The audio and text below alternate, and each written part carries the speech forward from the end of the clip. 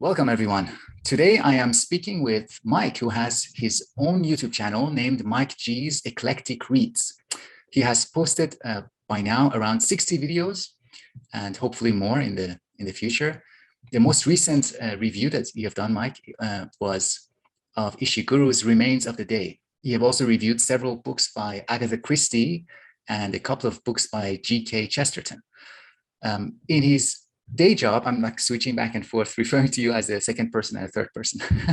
In his day job or your day job, you are a scientist, which makes your eclectic reads even more interesting and structured in a way that I think is influenced by your scientific background.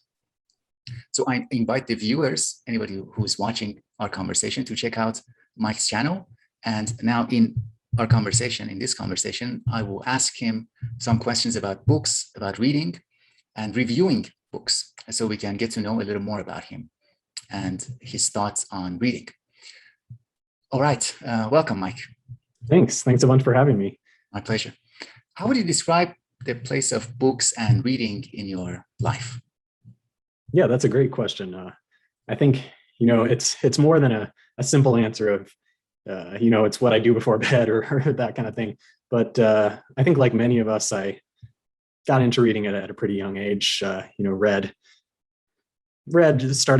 with, maybe Boxcar Children, the Redwall books, and Harry Potter, just kind of the books that all the kids my age were reading. And then as I got further along in school and I had a little bit less free time, my reading was dictated by what reading was assigned for school. So, started reading more of the classics, or either classics or kind of academic readings for like a class environment, but less of a deliberate kind of choosing, well, what do I want to read, and more just reading what was there. And then as I got into college, it got to a point where I didn't really have a ton of time to actually do my own reading. So that kind of reading, I think for many other people too, it kind of just fell by the wayside a little bit, or more of my reading was focused on the scientific topics. But kind of recently, in the past 5 years or so, I've really gotten back into making like reading a central part of my life. And it's definitely, it fulfills multiple different roles, right? Sometimes it can be for entertainment, like when I read an Agatha Christie book, I'm not exactly trying to find like profound thoughts about the state of the world, although you might find some in there, or interpret it in your own way. And on the other side, sometimes it can be like purely educational, like when I guess purely educational is maybe a little too strong, but when I read like a history book, it's more trying to gather information, but also piece the two of them together a little bit. And I think kind of the intersection between the entertainment value and the informational or educational value is really kind of what keeps me continuing to read, because it's something that I enjoy doing and that I learn a lot from. I think, that's a great way to put it. It's kind of like a search for that sweet spot between entertainment and knowledge of the world. Most of the time, I think it's much easier to find one of those two. But when they intersect and we find a book that hits both of those requirements or criteria, it's very pleasant. And kind of like the reading life could be, sometimes I describe it as a quest for that sweet spot. Definitely. Keep reading to keep finding those occasional reads. Because I think when you're reading for information, definitely, like, unless you're the most disciplined person in the world, it's hard to just read for more and more, like read just towards an end without any entertainment value. It's a lot easier to read history books when I find some kind of like personal relevance or personal value. Maybe entertainment is a little bit of it's a difficult term to actually say specifically, because entertainment is, some books aren't really, they're not entertaining in the sense of like, oh, I feel really excited and this is a fun read. It's like, if you're reading about war or something like that, it can be very, it can be stressful, or it can be tragic in ways, but entertaining or personally impactful, I think is maybe more Right. on point than entertaining. Yeah, that's a good point. When I talk about an entertaining book, what I'm saying is simply that the drive for continuing the book comes from inside the book. Like the book itself propels its reading forward. It takes away the sense of duty that I'm gonna keep reading it because I feel like I should. That it's good if that I continue reading the book. No, I don't need to rely on that external force. The book itself provides the incentive to continue, and that could be, as you said, because of a kind of an intensity, a stressful experience. You want to know what happens next, or for any reason. It doesn't have to be fun. Yeah, I totally agree. Speaking of these categories, entertainment, informative, do you have your more personal categories of thinking about books, like books that you only read once, or books that you want to read several times, lifelong relationship with some books? I have some books that comfort me and I read them and I get sick, for example. I'm curious if you have those personal categories. Yeah, that's a great question. I don't really think of most of my books in categories, maybe just because there's so much blend between different categories. Like there can be historical books that are very historical versus like pretty personally moving, or there's Agatha Christie books that I read purely for the mystery was the fun part of it. And then there's books that I read like at a certain time in my life where it really just has like a certain sentimentality, like an Agatha Christie book.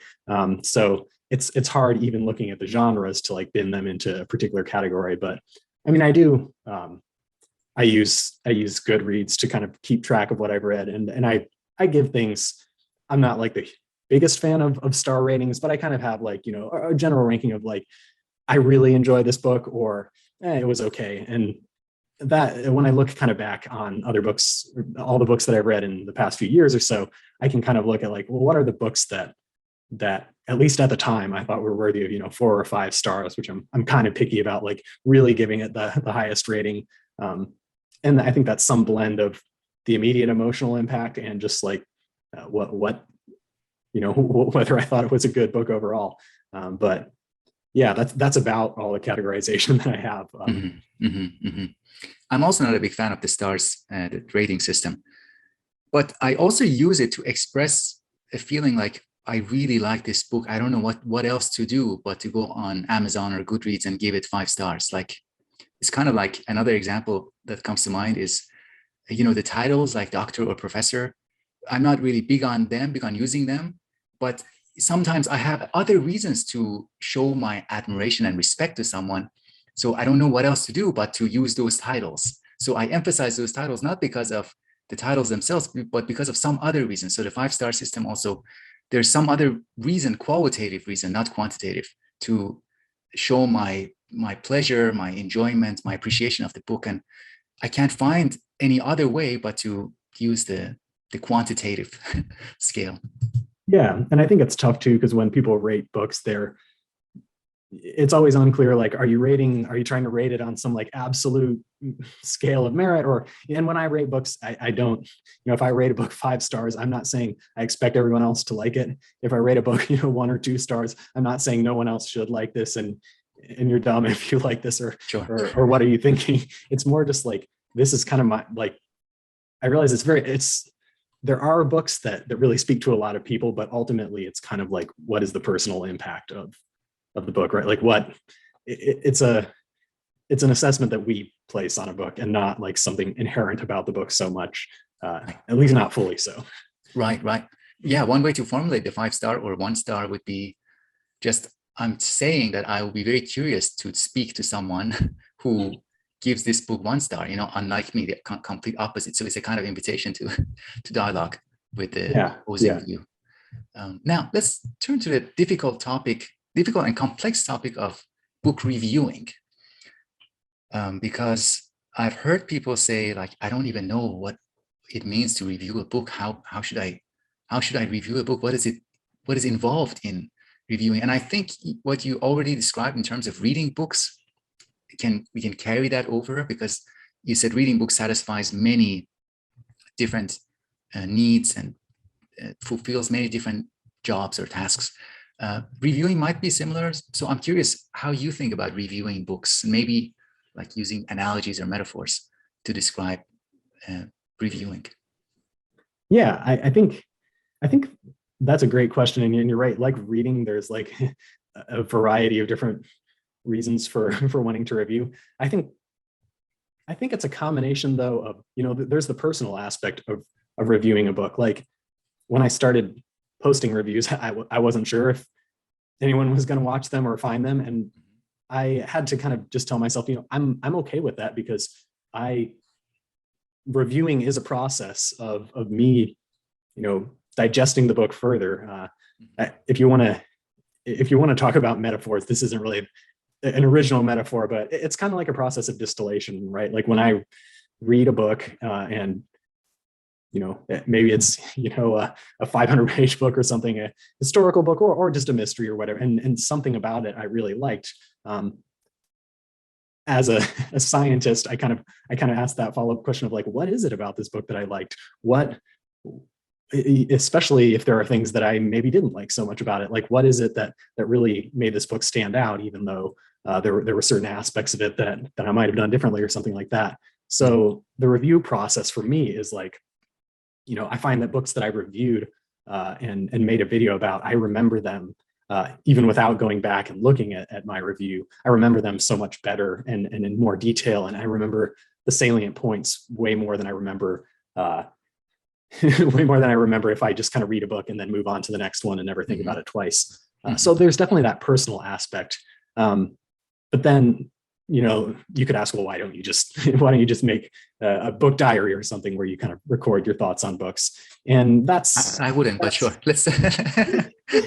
Let's entertain that thought. Yeah, I mean, if it's purely personal, then it can be that. But why do you post a review on YouTube or Goodreads or whatever for other people to watch or read themselves? And I think actually it's similar to something I think you touched on in one of your videos once, where like a reason for posting videos is it's kind of like a reaching out to other people, an opening of discussion.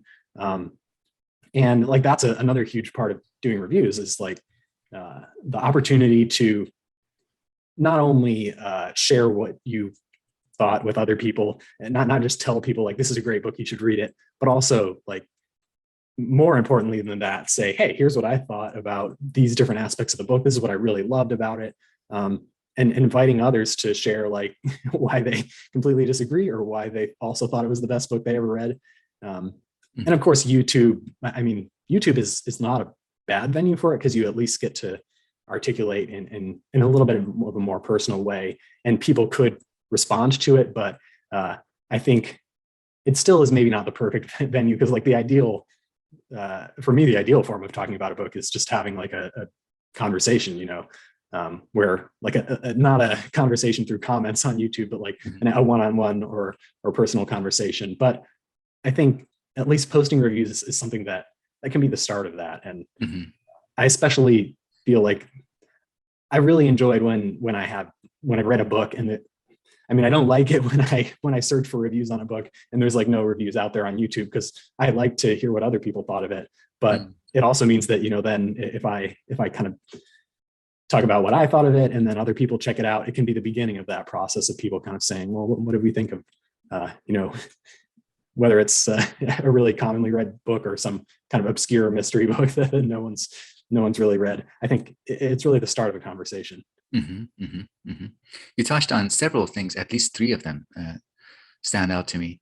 One of them is this active representation, like we have the tendency to represent our experiences, kind of like imagining the caveman form of life, hunting and gathering, that early form of life, where even then there was a tendency to draw animals on the cave walls. And then there's that representational aspect. And then there is the social aspect, to represent for the purpose of communication to other people, to create something that other people could get a sense of what your experience was like reading the book. And then the third thing is participating in public. And there was another recent conversation we had, not recorded conversation, in which we touched on the distinction between crowds and public. And a crowd is usually is associated with very strong force, homogeneous force that can be destructive. So when people get together on Twitter and they all talk in favor or against something or someone, they generate a crowd. But a more measured discourse, a calmer, something that is trying to have temperance in it, that's a contribution to public life. So book reviews, in my mind, especially the way that you and other people do it, very measured, very thoughtful and considered. They are contributions, no matter how small, but they are contributions to public consciousness, which is, something that is relatively rare and becoming rare in our time, which is why I think they're important. Yeah, I think it's really, living in, it still kind of is mind-blowing to me just how easy it is to find people talking about anything that you're interested in learning, or I shouldn't say learning, but like engaging with on YouTube or elsewhere. And yeah, it feels kind of satisfying in its own little way to like say, hey, you know what? No one has done a review on this particular book, but I see people are reading it.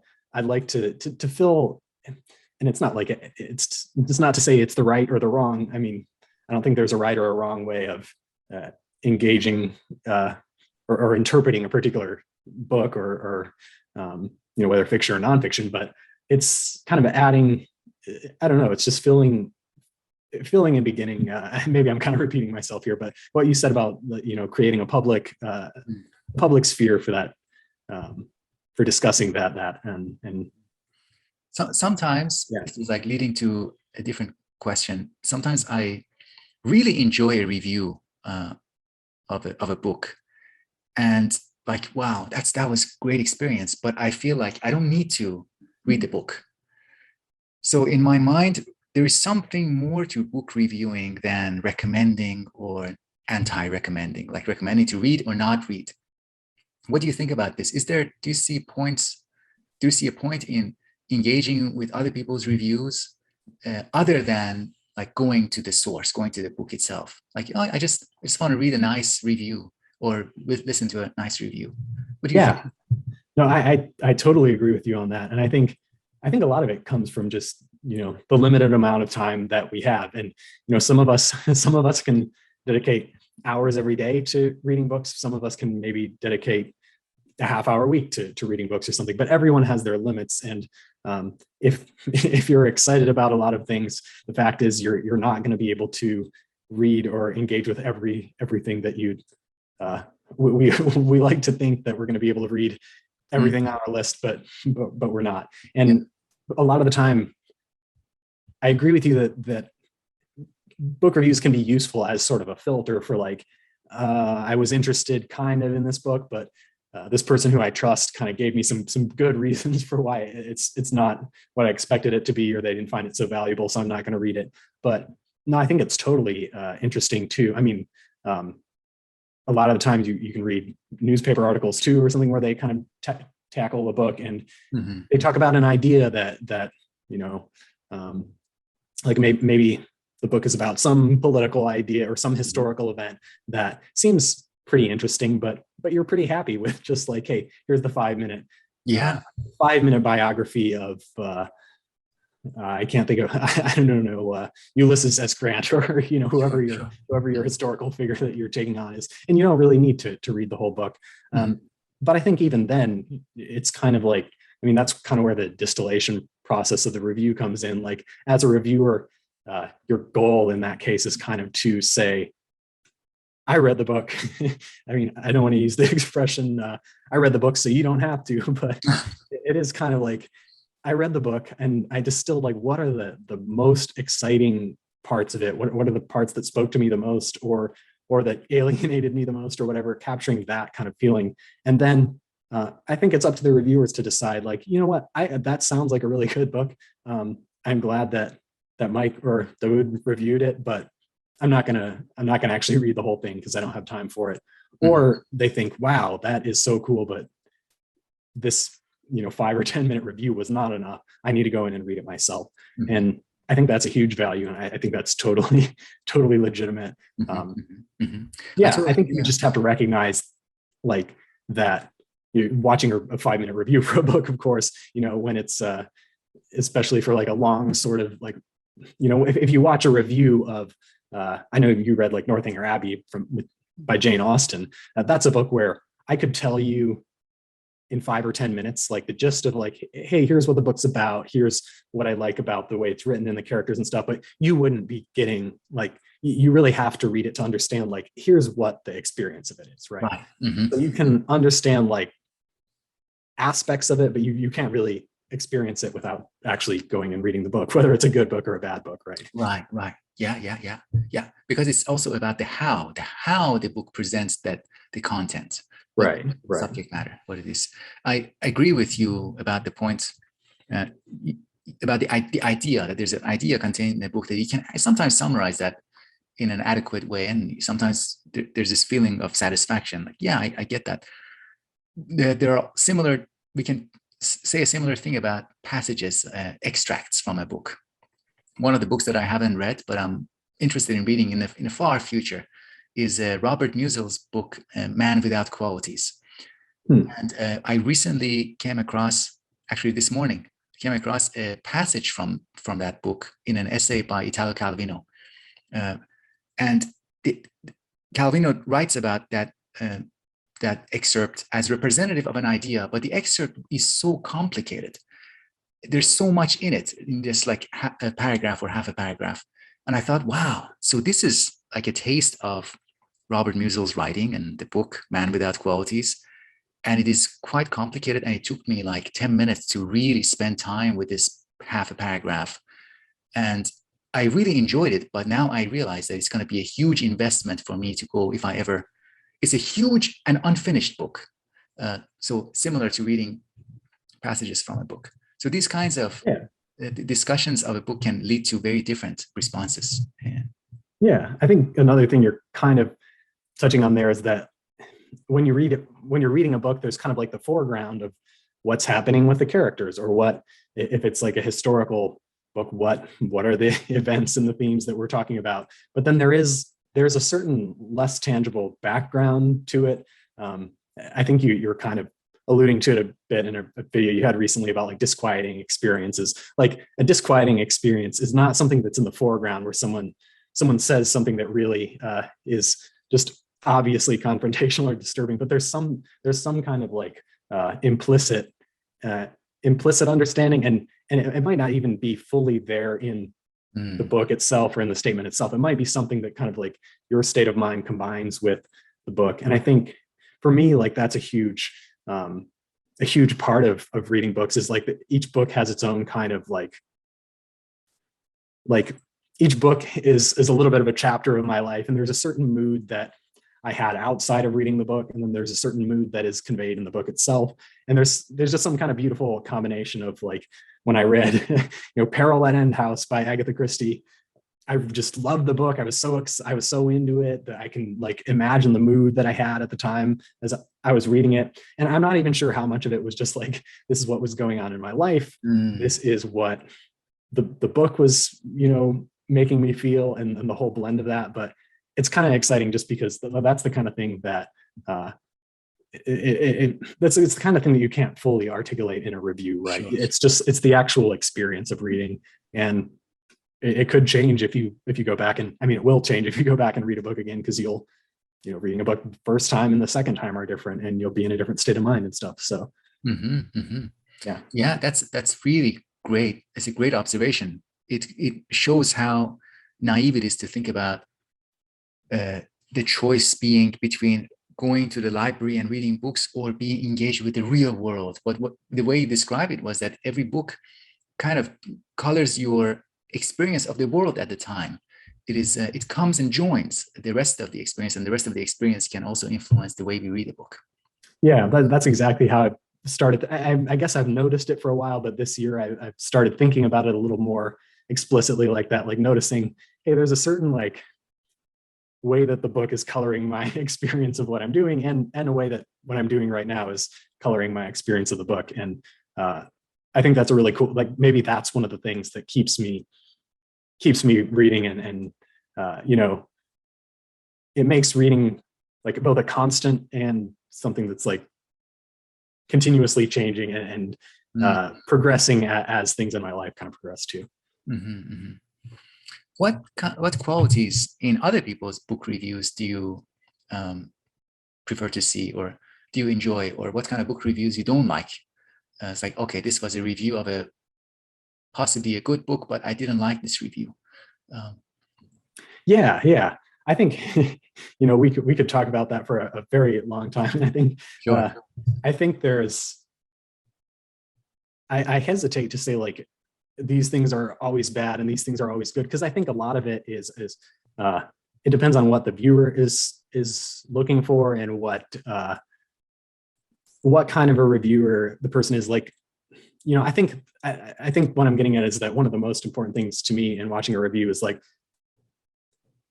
or the reviews that really stand out to me the most are ones where the reviewer feels very authentic and very like and it's hard to convey, like, you know, we all think about how our presentation is versus like how we actually are, but where you can really see how you can see a little bit of that personal aspect with how the reviewer is engaging with the book. And you know, for some people that is going to be more of a sort of pensive kind of like slow reflection. For other people, it's just going to be like a, you know, super fast, like going through like all sorts of, it's going to be like really, really enthusiastic. And I think they like, you know, the style of the reviewer, it can be great but I think the important thing is that as a reviewer, you don't, you know, force yourself to be like, oh, I need to sound more excited, even though that's not even though that's not the way that I engage with books in the same way. And I think that the best reviews are the ones that really kind of convey some sort of emotional attachment, whether it's like, I'm so excited about this book, or whether it's like, you know, sort of a sadness that comes from, or, you know, I mean, even I think I've watched some reviews where you can just feel how sad the reviewer is that they're done reading the book, because like it was such a good experience, and they're saying that, but there's some kind of intangible, like, how do you convey that? But yeah, I think there's a lot of other aspects of reviews that are worth discussing. I mean, I think a good review, in my opinion, is one that that kind of is more, I was thinking about this before, and I think it's more expository than explanatory. And by that, I mean, like, it's not like I'm going to tell you all the stuff that happened in the book. I'm going to tell you whether it's a good book. It's more, here's what the book's about. Let's not focus too much on the exact details of what happens, but maybe some of the themes that were more interesting to me. So getting a little bit into that personal sphere a little bit more, because that is what makes it personal, right? Anyone can go through and read, you know, I don't know, The Lord of the Rings, and say, here's what happened in the book. It could be a longer or shorter review, but when you start saying like, oh, I love this part where they meet the Ents, and the Ents take the hobbits around to, I don't even remember what happens in The Lord of the Rings right now, but you know, the hobbits awake the Ents, and then they form this new friendship, like, and you relate it to sort of like a personal, like how you connected with it, why you think it was super well done. That's the kind of thing that like no one else could say in the exact same way that you're doing. So I think that it's easy to make the mistake of like, hey, I'm reviewing this book, so I need to tell you like, here's what happened, and then here's what happened, and then like spend 30 seconds at the end saying like, it was a pretty good book, I'd recommend it.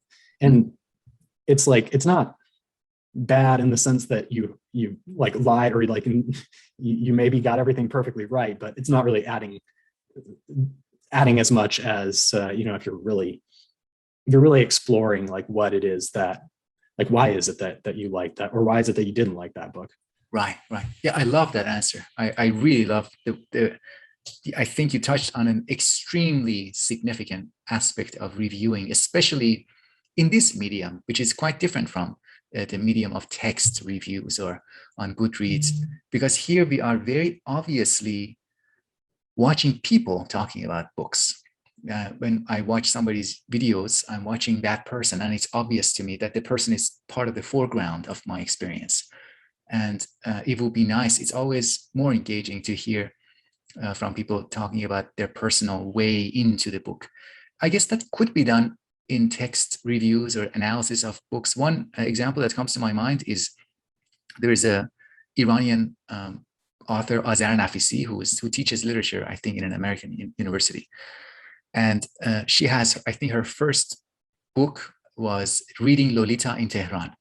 And in that book, she talks about Nabokov, Scott Fitzgerald, Great Gatsby, and several other books. But what makes her discussions of the book special is that she ties the story of the book or the literary features of the book to her life at the time in Iran, with that little secret group of girls that she gathered around herself after being expelled from the university, and going through the books with that discussion group, with her like secret book club.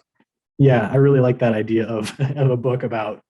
I mean, it sounds silly when you say it without the background, but like a book about reading, about the experience of reading a book. That's really interesting. Yeah.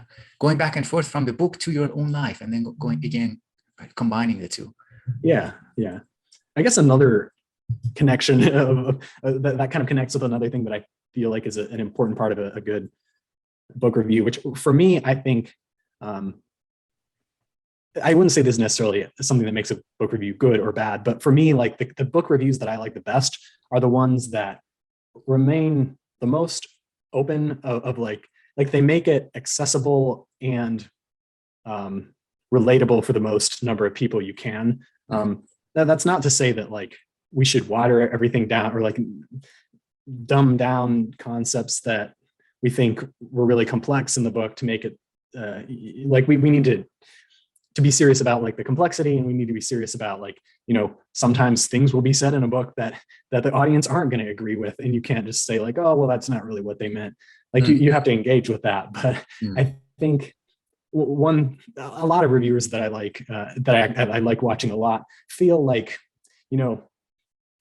I like hearing this person talk about the book, but their world perspective comes into it to the extent that like, or I guess they assume that their viewers are going to have like a similar world perspective to them, which I think is fine if that's like the target audience that you're going for. But I mean, like if I want people who are like, if I'm talking about a political or historical book, like I just did a review recently on the Cultural Revolution, a book about the Cultural Revolution in China. I mean, that's obviously going to be a book that if I wanted to make a video that really appeals to very conservative people, I could do that. And if I wanted to make a video that really appeals to like very liberal people, focusing on the book in the same way, I could do that. But what I'm really hoping for the most is like not say, hey, here's the right way to think about this book. The author is too optimistic about the Cultural Revolution. It was really just such a like I can say I think it was a disaster, but I also want to leave space for like, maybe you don't think that the Cultural Revolution was a disaster. Maybe you think it was an amazing step forward for China. Like, let's make that a discussion. Let's not, like, and it's a tough line to walk between like, having opinions and having like bringing your own kind of worldview into it, but also not like projecting that worldview onto everyone else and saying like, well, you better agree with me that the Cultural Revolution was a disaster, or you might as well just not watch this review, right? Yeah, there's so many things we can follow up on your thoughts on reviews, what makes a review good and engaging. But let's move on to something else for the just for reasons related to time. What does it mean to be an eclectic reader? Because the title of your channel indicates that as a sort of a kind of manifesto, or a kind of something that you like to embrace. So your thoughts on eclectic reading? It means I have no focus and I don't know. No, I mean, that's in some ways there is some honesty to that answer, but I think part of it was when I think I made a few book reviews, like maybe 3 or 4 on mystery books, and just posted them to like my just under like Mike Gloudemans. But then I decided, well, I kind of want to make this like a channel of its own and have its own like interact with, like, watch other YouTube videos from my Mike Gloudemans, and then have like my Mike G reads channel of some sorts. And I thought, like, well, so if I am going to keep posting reviews and stuff, well, what do I want to focus on? And like an obvious thing that I could do was like, I'm going to focus entirely on mystery books. I'm just going to read mystery books, and because that's something I enjoy doing, and I'm going to talk about them. But I like reading mystery books, but there's a lot of other books that I read that I like. In fact, from a perspective of like starting good discussions, well, I wouldn't say mystery books don't start good discussions, but they're more like a puzzle, kind of like discussions about like more literature specific of like what makes a good mystery, like what about these characters made them like fit well in the story. And I kind of decided, probably from the perspective of making like a coherent channel that people would subscribe to and really come to it for a specific type of purpose, like it should be like Mike G's mystery reads or something like that. But I didn't really want to commit to like, I'm going to change my reading habits so that I can post videos on mysteries or something like that. I kind of just decided, what, I guess because first and foremost, this is kind of like a personal, me reflecting on my reading, whatever it is. I decided we're just going to make it eclectic reading. I'll read about whatever. I mean, I certainly have my topics that I focus on more, but that could change. And I don't want to commit to like, I'm going to always read mystery books, or I'm always going to read history books. It's kind of just, it really is just following the path of my reading. And I don't feel like, I guess there's always a little bit of a thought in the back of my mind of like, oh, I did a Jules Verne review like 2 months ago. Should I read another Jules Verne book so I can talk about that? Mm-hmm. But at the end of the day, I really want my reading. Like, I don't want my reading to be like kind of fit into the space of like, I'm going to read what I need to read for my review channel. It's more just, I want to read what I'm interested in. And we're going to talk about that, which I think a lot of channels that I really like, they do that. Like, and that's why I enjoy them, because it feels very authentic. Like, I decided I've never read nonfiction before, but I'm going to go and read about Eastern Europe because the history of Eastern Europe, or the Balkans, because I for whatever reason I got interested in that, and I think that feels very authentic. And if you like the way that a person does reviews, I really enjoy it, even if it's something that I wouldn't read myself. And I think the final thing is it's thinking now that I've made that the name of my channel, that Mike G's Eclectic Reads, it is there's a little bit of it's hopefully conveying like a little bit of an open-mindedness of like, I have the things that I focus on right now, but you suggest something that I should read and it's unlike stuff that I've read before, why not? I'll check it out. Definitely. I definitely sense that open-mindedness aspect, not only in the channel name, but also in your reviews. Good. Especially, especially reviews of books that you have like mixed feelings towards. Yeah. One of my friends was joking about it though, and she said, "You should have made it Mike G's Electric Reads. That would have been more exciting." And I said, "Well, it's too late now." Yeah. My own attitude and experience in respect to commitments is that when I make a huge commitment, a specific commitment to reading something like mystery novels, there's a part of my mind that immediately rebels against that. It's like, no, I don't want just to be limited to this. So it's good to kind of preemptively act against that and keep it open. As soon as you're reading it, because even as soon as you've committed to like if I say, hey, I'm going to review this book next week and I haven't read it, then it's not going to be as fun as if I just kind of go with the flow. Yeah, that's great. I had a former colleague of mine at the previous university, who gave me this funny advice, but there's a lot of truth in it. He said, never promise anything unless you have already done it. It's like he was specifically talking about like writing articles with other people or sending a book chapter to a collection. And he said, don't promise people anything unless it is something that you have already done secretly, and then you promise to them, and then you fulfill the promise very easily. Otherwise, it's going to generate resistance. Yeah, that seems like advice that would have been good for me before grad school too. One final question. What do you think about, in general, this is a very big topic, but in general, about difficult books that just are a challenge, and that challenge is the main thing about them?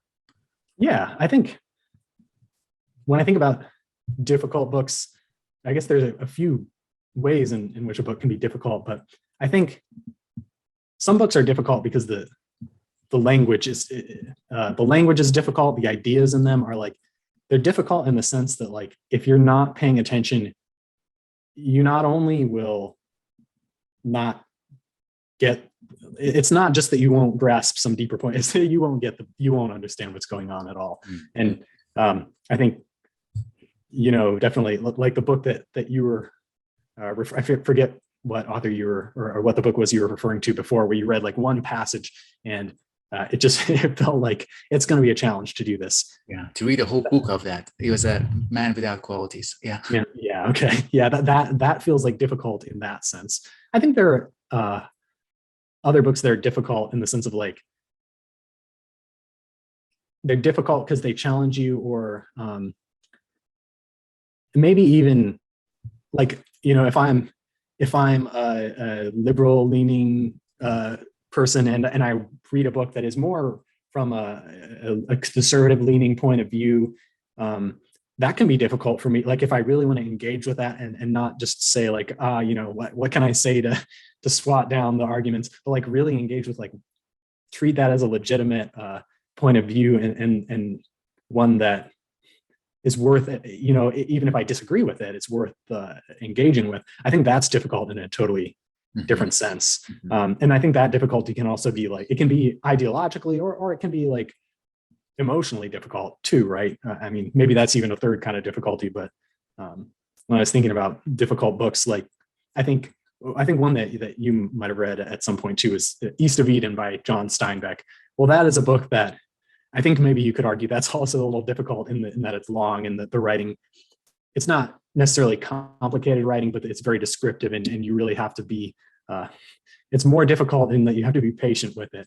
But like, the themes in that book are, there are a lot of themes in the book.